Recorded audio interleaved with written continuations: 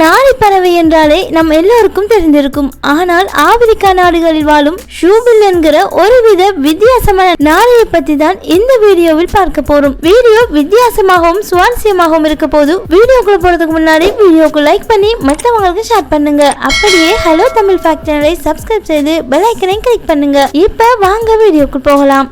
ஷூபில் நாரை உகண்டாவில் உள்ள பெரும்பாலான பறவை ஆர்வலர்களால் மிகவும் விரும்பப்படும் பறவையாகும். உகண்டாவில் பறவைகள் சுற்றுப்பயணங்கள் சமீபத்திய ஆண்டுகளில் அதிகரித்து உள்ளதாம்.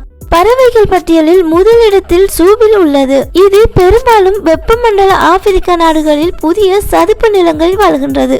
இந்த பறவை நாரை அல்லது ஷூபில்ட் நாரை போன்ற பிற பெயர்களால் அழைக்கப்படுகிறது. வயது வந்த ஆண் ஷூபில் நாரை முக்கியமாக சாம்பல் நிறத்திலும் குஞ்சுகள் பழுப்பு நிறத்திலும் இருக்குமாம்.